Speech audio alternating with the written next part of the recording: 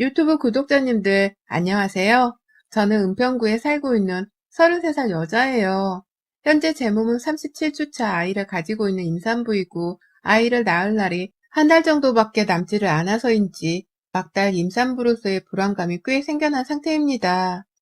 결혼한 지 1년 차의 아이가 첫 아이인지라 잘 모르는 것도 많고, 진통에 대한 걱정도 상당한 터라 괜히 불안감이 밀려오는 것 같아요.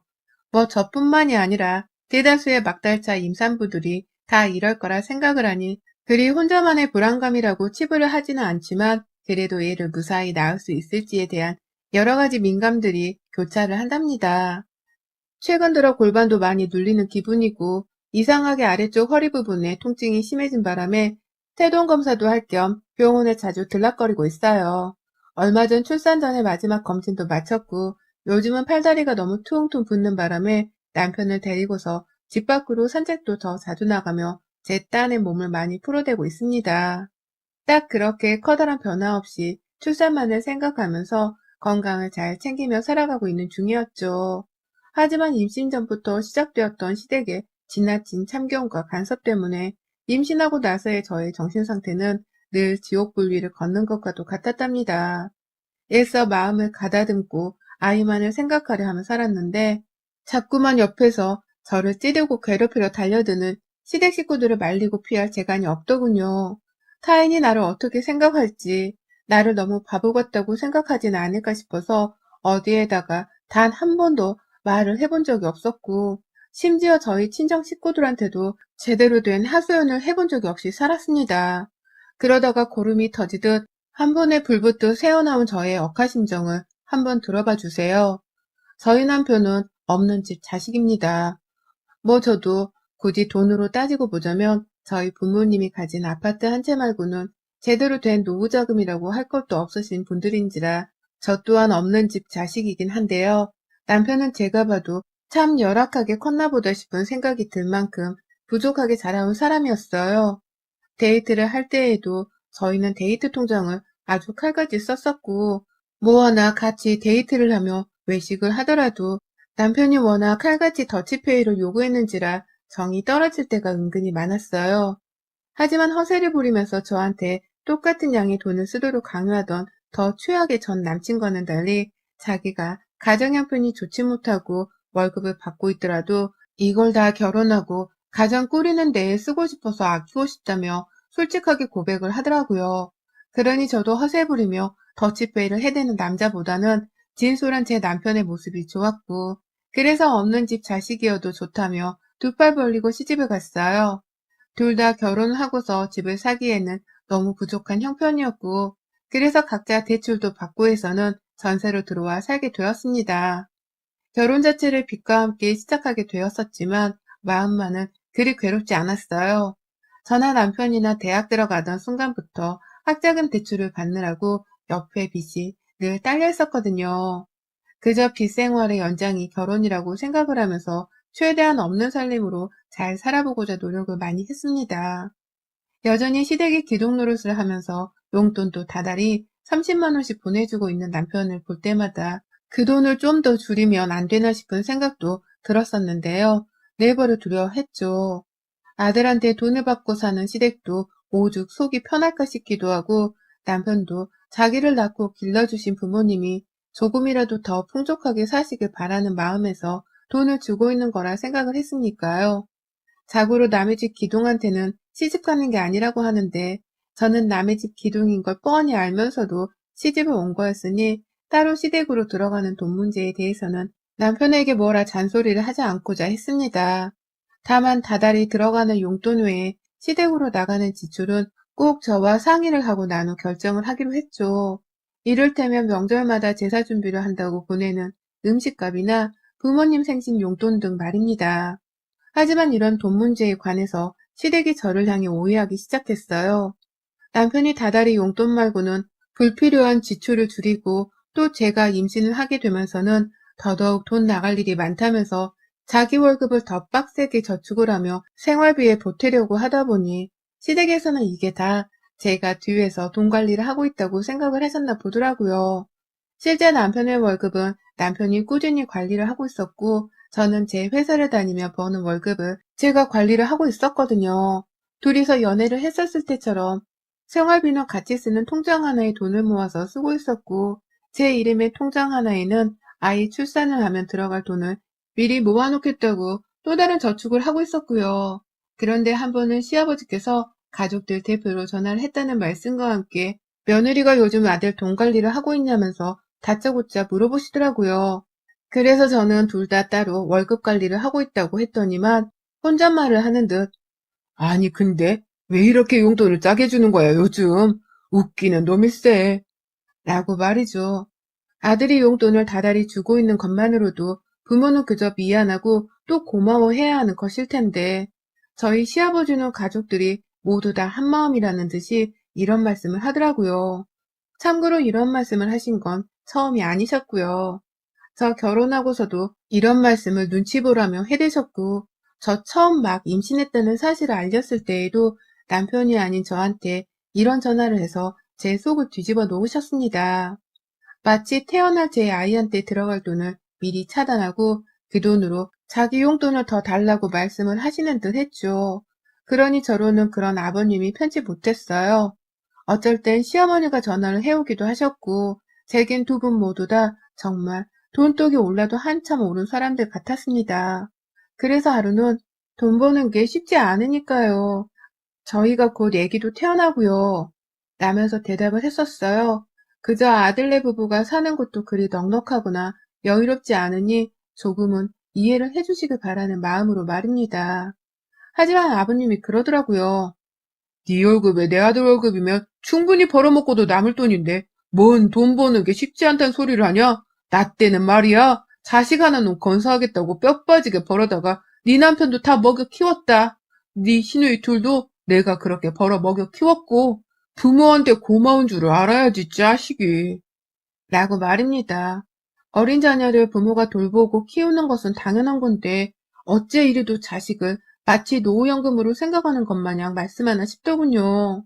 당연히 키웠어야 했기에 돈 벌어서 남편을 키우셨겠죠. 그 점에 대해서는 저나 남편도 충분히 감사하게 생각하고 있었습니다. 하지만 그렇다고 해서 요즘 세상이 옛날처럼 집값이 1억이 안 되는 세상도 아니고 5만 군데의 아파트들은 죄다 10억을 웃돌고 있는 최악의 상황인데, 가난한 저희 부부에게 자신들이 애를 키웠던 것처럼 똑같이 하라고 강요를 하시는 건 너무 이기적이다 싶었습니다. 자식도 아니고 부모님께 의무적으로 용돈을 넉넉히 주라고 하는 말을 너무 당당히 하시는 것도 저로서는 참 뻔뻔스럽게 보였고요. 결국 저는 시아버지 앞에서 제대로 된 말 한 번을 하지를 못한 채 그 승질에 입을 꾹 다물고서는 죄송하단 말을 하곤 전화를 끊었고요. 그날 남편에게 참 당신도 힘들겠다면서 슬쩍 위로의 말을 꺼냈는데요. 제 남편이 눈물을 보이더라고요. 자기가 대학 들어갔을 때부터 참 지독하게 알바비를 뜯어가시더니만 직장 다니면서는 무슨 돈을 맡겨놓은 사람인 마냥 그렇게 용돈을 받아가신다고 말이죠. 자기도 부모님이니 효도를 하는 것에 있어서 당연하다 생각을 하며 용돈을 보내드렸는데, 생신 때나 어버이날에는 무슨 100만 원을 옆집 애 이름 마냥 부르며 요구를 해서 힘든 적이 많았다고 하더라고요. 저로서는 시부모님이 용돈으로 100만 원씩이나 타가신 적이 있는 줄은 감히 생각도 못했었는지라 꽤나 충격이었습니다. 이게 누군가에게는 정말 껌값이라면서 그냥 충분히 주고도 남을 돈일 수 있겠지만, 저나 남편에게는 우리 형편에 정말 큰 돈이었거든요. 그걸 다른 것도 아닌 부모님 용돈으로 드린다는 게 결코 쉽지도 않은 일이었고요.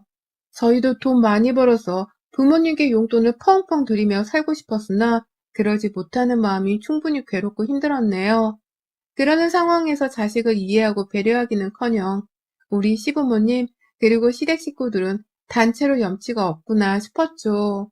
참고로 여기서 시아버지가 말씀하신 시댁 식구란 시어머니와 시누이들을 모두 포함한 말이랍니다. 시누이들은 하나는 저보다 나이가 많고 하나는 저보다 어린데요. 둘 다 직업도 변변찮고 시집은커녕 연애도 제대로 못하고 있는 실정이었거든요.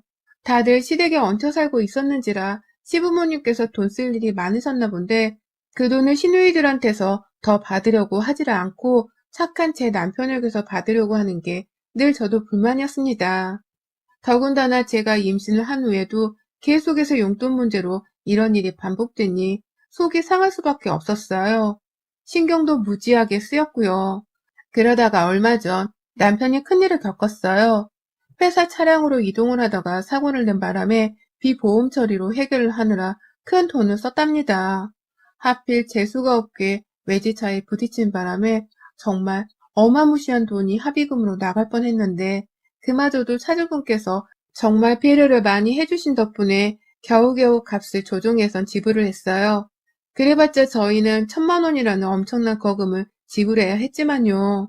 결국 그 돈 지불하겠다고 저희는 아이 태어나면 쓰려고 저축하고 있던 통장을 털었고요. 남편은 남편대로 한동안 엄청 힘들어 했습니다. 무슨 외제차 한번 스친 걸로 돈 1,000만 원이 빠져나가냐면서 이놈의 세상이 너무 힘들다고 하소연도 하고 월급쟁이 인생을 빨리 탈피하게 굴렀다며 지긋지긋하다고 술을 들이붓기도 했어요. 임신한 저 생각해서 혼자 막 마시진 않았지만 제 눈치를 보는 듯한 남편이 너무 불쌍하고 안 돼 보이더라고요. 그러니 저도 더 이상 그 일에 대해서 언급을 하지 않으려 했고 남편에게도 우리가 좀 더 열심히 모아서 노력하며 살자고 많은 부분을 북돋아 주려 했습니다. 어차피 그렇게 살고자 흙소적끼리 용기 내서 결혼을 한 거였으니까요. 하지만 남편은 달랐던 것 같아요. 훈훈하게 서로 배려하고 끝내려 한 저와는 달리 남편은 자기가 무언가 대단한 결심을 해야만 이 상황을 어떻게든 더 빨리 벗어날 수 있겠다고 생각을 한 모양이더라고요. 저한테 상의도 없이 시댁에 들어가는 용돈을 줄여버린 것입니다. 달달이 30만 원씩 시댁으로 보내고 있던 그 돈을 줄여야겠다면서 용돈을 20만 원으로 낮췄더라고요. 10만 원씩 12개월을 모으면 120만 원이고 그 돈으로 얘 기저귀 하나를 더 사고도 남겠다며 말이죠. 저야 뭐 우리가 벌어서 우리 가정에 쓰는 돈이 더 많아진다면 좋은 것이었지만 과연 시부모님이 가만 계실까 싶더군요. 평상시 30만 원의 추가 용돈이 없는 걸로도 불만을 가지시던 분들이었는데 과연 10만 원이 줄어든 이 상황을 잘 견뎌하실까 싶어 굉장히 노심초사했어요. 그리고 아니나 다를까 저는 만삭이 되는 때까지도 시부모님으로부터의 전화에 시달리면서 왜 용돈이 이렇게 줄어든 거냐는 원망의 목소리에 시달려야 했답니다. 시부모님에 이어서 직업을 가지고선 최저임금이라도 받고 살고 있는 시누이들까지 정말 넷이서 돌아가며 저한테 용돈이 왜 이 모양이냐고 따져묻는 바람에 저는 아이태교를 도무지 제대로 할 수가 없었어요. 뱃속 아이에게는 엄마의 심리 안정이 가장 중요한 환경이라고 하던데 사방팔방으로 돈 얘기에 눈깔이 뒤집힌 채로 달려들려고만 하는 시댁 식구들 때문에 제가 제정신일 리가 없었어요. 남들은 요즘 백신 걱정에 코로나 걱정을 하며 산다던데 저는 오늘은 시댁에서 또 전화가 오지 않을까 하는 걱정으로 내내 불안해하며 지냈습니다. 만삭 임산부가 마음고생으로 살이 찔 생각도 못한 채 야이어가니 남편이랑 친정에서도 걱정이 많았고요. 남편은 이게 다 자기 때문이라면서 늘 저를 대신해서 시댁에 전화를 했거든요. 더 이상 며느리한테 돈 문제로 신경 쓰게 하지 말라면서 말이죠. 용돈은 자기가 재량껏 주는 건데 왜 그걸 며느리한테 따져묻고 있냐는 소리를 해대면서 말입니다. 그런데도 불구하고 시댁에서는 달라질 기미가 보이지 않았어요. 부부니까 며느리한테도 할 수 있는 소리가 아니냐면서 오히려 적반하장으로 굴었고요. 급기야 작년 결혼하고서 이 집에 전세를 내고 들어갔을 때에도 하지 않았던 집들이를 이제 해달라면서 넷이서 쌍으로 연락을 해왔어요. 왜 그 집에 들어가서는 시댁 식구들을 한 번도 부를 생각을 안 하냐고 혼을 내면서 말입니다. 제가 며느리 역할을 잘못하고 있다고도 하고 그렇게 행동하면 안 된다면서 앞으로는 자주 집으로 시부모님도 부르고 시누이들한테 안부 인사도 하면서 며느리 역할에 최선을 다하라고 하는데 순간 눈물이 나오겠더라고요. 너무 기가 차서 말입니다. 쥐뿔도 해준 것 없이 얻어먹고 받기만 하던 시댁 식구들인데 내가 단지 며느리라는 이유만으로 내 역할에 충실하고 베풀고 살아야 하나 싶었어요. 그러니 처음엔 배가 만삭인데 어떻게 식구들을 다 초대해서 집들이를 하냐면서 얘를 낳고 나서 몸을 다 풀고 나면 그때 꼭 집들이를 하겠다면서 시부모님을 말리려고 했죠. 시누이들한테도 그나마 나이대가 비슷한 여자들이니까 지금 제 사정을 설명하면서 당장의 집들이는 너무 힘들다고 솔직하게 말을 했고요. 하지만 이런 제 말은 시댁 식구들에게 씨알도 안 먹혔습니다. 명절에도 혹여나 싶어서 시댁을 찾지 않았었고, 다만 죄송하다고 연락을 드리면서 제가 따로 제사 준비를 위한 용돈을 남편이랑 보태서 같이 드렸거든요. 용돈에 제사 비용까지 조금 더 보탠 돈 40만 원을 말입니다. 그게 결코 작은 돈도 아니었고, 저로서는 제 친정에도 그렇게 퍼다주지 않고 있었는지라 분명 큰 돈이고 신경을 많이 쓴 돈이었어요. 그런데 저희 시부모님, 명절 끝나고 평일이던 지난주 금요일에 다짜고짜 저희 집으로 들이닥치셨네요. 네 집에서 마스크도 덜 쓴 채로 저희 집 현관 앞에 우르르 몰려와서는 짜잔! 하면서 놀래킨다고 소리를 치는데 저 진짜 심장이 떨어지고 뭐고 놀란 건 둘째치고 남의 집 앞에서 이 무슨 소란을 갑작스런 방문이냐면서 목구멍까지 화가 나와서는 혼났습니다. 첫째 신우는 어차피 둘이서 퇴근하고 밥 먹을 거 아니야? 집들이 한다고 생각하고서 어디 한번 밥상 좀 내와봐. 어디 우리 집 며느리가 차려주는 상차림 좀 한번 받아보자. 라고 하면서 말해줘. 다음날 주말이니까 여기서 자고 가도 되냐면서 아예 짐가방까지 푸는 막내 시누이를 보니 이것들이 작정을 하고서 나를 괴롭히려고 우리 집에 찾아왔다는 것을 알겠더라고요. 그러니 더 분해 죽겠고 남편은 남편대로 임신한 며느리 집에 이게 무슨 망신스러운 짓이냐면서 막 내보내려 하고 있었고 말이죠. 하지만 소용없었어요. 시부모님은 그런 명절에 나타나지도 않고 돈만 딸랑 보내는 니들을 우리가 가만 내버려 둘 줄 알았어? 밥이나 차려 내보라니까. 니들 작년에 코로나 핑계 대면서 집들이도 안 했잖아. 그거 그냥 지금 하라고. 니들 저녁 먹는데 반찬 몇 개만 더 얹으면 되겠구만. 뭐 힘든 부탁한다고 이렇게 정색들이야? 라면서 오히려 더 뻔뻔스럽게 저희 집 거실에 앉으셨고 시누이들은 지들끼리 우리 집 구경을 하겠다면서 저희 안방까지 헤집고 들어가더라고요. 냉장고까지 열어보면서 이거 좀 구워내면 되겠네. 니네 집 주변에는 뭐 배달 맛집 없냐? 라고 하며 차려낼 음식이 없으면 차라리 배달 음식도 괜찮다며 핸드폰을 켜라고 명령을 했고요. 그냥 하나부터 열까지 다 하나하나 마음에 안 드는 것은 물론이고 이 상황 자체가 저에게는 너무 스트레스가 쌓이고 또 불편했는지라 속에서 내장이 뒤틀리는 기분을 느꼈어요. 가뜩이나 평소에 시댁 식구들한테 번갈아가며 용돈 문제로 시달리고 있었는데 내게 스트레스를 주던 그 인간들이 내 코앞에 와서는 또 인정사정 할 것 없이 나를 괴롭히고 있다고 생각을 하니 미치겠더라고요. 속이 뒤틀리고 배도 살살 아파오고 뭐가 뭔지 도대체 모르겠는데 머리는 새하얘지고 그렇게 저는 눈을 질끈 감은 채 듣기 싫어 죽겠는 시댁 식구 넷의 목소리를 번갈아 듣다가 비명을 내질렀어요. 제가 하혈을 했거든요. 저도 임신이 처음인데 갑작스런 하혈에 겁이 덜컥 나서는 남편 이름도 제대로 부르지 못한 채 살려달라고 막 비명을 질렀고요. 그러니 남편은 더 새파랗게 질린 채로 119에 전화를 했다가 직접 데리고 병원을 가겠다며 저를 데리고 집을 나섰다가 결국 남편도 어쩌냐면서 막 울음을 터뜨리더니 결국 119가 먼저 도착을 해서는 그대로 응급실에 실려갔어요. 저는 병원에 도착한 것까지 기억을 하고선 그 후 이제 살 수 있겠다 싶었는지 정신을 잃었고요. 깨어나 보니 다행히 얘는 멀쩡했는지 배가 여전히 불렀고 의사가 옆에서 저를 혼내듯이 스트레스를 그만 받아야 한다고 막 다그치더라고요. 막달에 큰일 날 뻔했다고 하면서 말입니다. 다행히 빠른 시간 내에 병원을 와서 아이 생명도 무사하고 다들 건강하니 되었다며 몸조리를 이제라도 무조건 신경 써서 하라고 하시는데 저는 그 말을 듣자마자 시댁 식구들이 너무 원망스러워서 남편을 붙잡고 막 울었어요. 내가 왜 니네 가족들 때문에 애까지 잃을 뻔했냐고. 니네 가족들은 정말 왜 그런데? 나를 왜 가만히 못 내버려 뒀어? 단체로 지랄들이냐고. 라면서 병원에서 난 부끄러운 줄도 모르고 막 소리를 질렀고 괜히 그러다가 의사가 또 진정해야 한다고 해서 막 화를 집어 삼키면서 겨우 진정을 했어요. 그러고는 혼자 남편이 준 이어폰 끼고서 막 좋아하는 노래를 들어가며 최대한 기분을 진정시키려 했고요. 정말 제정신이 아니었습니다. 겨우 그렇게 몸을 진정시키고 나서야 주말 내내 제 몸 상태 경과를 지켜보고 난 후 겨우 퇴원을 했어요. 이러면 조산기가 있을 수 있고 또다시 하일이 생길 경우엔 그때 바로 출산까지 쭉 입원을 해야 할지도 모르니 최대한 주의하라는 의사의 당부를 들은 채로 말입니다. 집으로 가는 내내도 얼마나 시댁 식구들이 원망스럽던지요. 그런데 집으로 들어가 보니 시댁 식구들이 그대로 저희 집에 있대요. 이것들이 단체로 제가 입원한 주말 내내 우리 집에서 호강을 하며 쉬고 있었던 겁니다.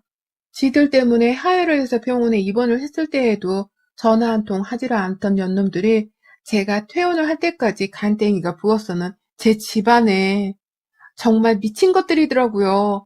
단체로 약이라도 빨았나 싶었을 정도였다니까요. 제가 퇴원을 하면서 저희 친정 부모님이랑 오빠가 다 같이 병원에 찾아와서는 남편이랑 같이 데리고서 집에 와주셨거든요. 무슨 일이 있었는지에 대해서 자세히 물어보지도 않으신 채 그저 저를 스트레스로부터 해방시키는 것이 무조건 우선이라면서 서로 농담을 잘 주고받으면서 최대한 웃으며 집에 도착을 했습니다. 그런데 집구석에서 시대 식구들이 그대로 있으니 가장 먼저 저희 부모님이 폭발을 하셨어요. 설마 시대 식구들 때문에 너 응급실 실려갔었던 거야? 라면서 엄마가 저한테 확인을 하겠다며 먼저 물으셨고, 그래서 제가 갑자기 집들이 하라면서 와가지고 라며 저도 기가 막혀 말이 안 나오는 바람에 에라 모르겠다 하는 마음으로 친정 부모님께 솔직하게 말씀을 드렸어요. 그러자 저희 엄마 현관에서 시댁 식구들 신발을 들고선 너 뭐하고 서 있어? 저것들 당장 안 쫓아내? 라며 시댁 식구들을 향해 던져대셨고 그 와중에 제 남편에게 빨리 식구들을 쫓아내라면서 아주 발광을 하셨습니다. 너무 순식간에 딴 사람으로 변해버리듯 욕을 퍼붓는 바람에 뒤에 있던 아빠랑 오빠까지 나서서는 남편의 등을 밀어버리는 듯 집 안으로 들어가게 했고요.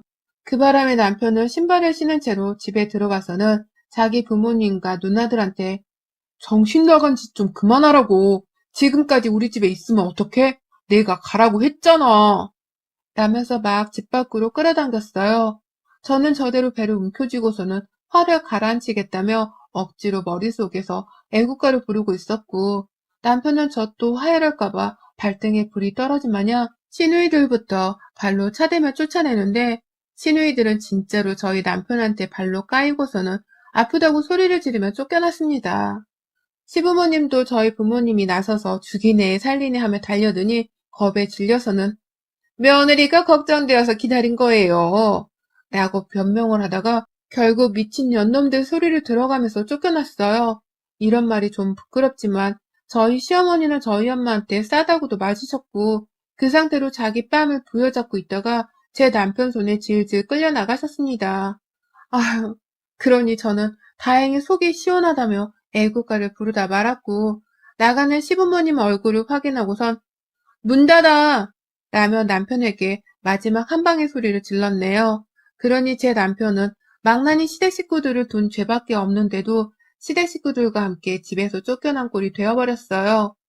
그 길로 남편은 시댁 식구들을 다 저희 집에서 완전히 쫓아낸 후에야 들어왔고 들어와서는 저희 부모님과 오빠 앞에서 한참을 잘못했다고 사죄를 했답니다.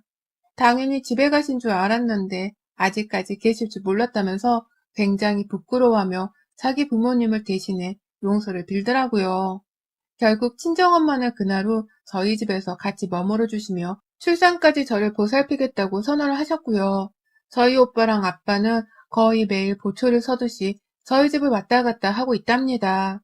남편은 그 후에도 저희 엄마 앞에서 시댁에 전화를 해서는 용돈도 완전히 끊어버리겠다는 초강수를 두며 며느리한테 다시는 아는 척도 하지 말라며 경고를 날렸고 그 바람에 시댁 식구들은 벌벌 기면서 마지막으로 문자 남겨. 우리가 저번에 정말 미안했어. 다시는 연락을 안 할게. 제발 한 번만 용서해줘. 라며 연락을 해왔네요. 이러다 남편이 진짜 용돈을 끊어버릴까 싶었는지 마지막으로라는 말에 느낌표를 넣어서는 강조까지 해가면서 말이죠. 그러니 저도 그렇고 남편도 그렇고 저희 친정 부모님까지도 그것들이 정말 연락을 또 하나 안 하나 늘상 벼르겠다는 심정으로 마지막 욕을 한 사발 날렸고 남편은 그냥 안 보고 사는 게 서로를 위해 좋을 것 같다면서 용돈을 아예 끊어버리겠다는 선언을 했습니다. 더 이상 자기한테 의존하지 못하게 해야 저도 그렇고 제 아이도 정신 건강하게 살 수 있을 것 같다고 하면서 말입니다. 아직 시부모님은 남편이 용돈을 끊기로 결정한 사실을 모르시고 여전히 알랑방구를 끼려는 듯 남편에게는 자주 연락을 하려고 시도해오고 계시는데요.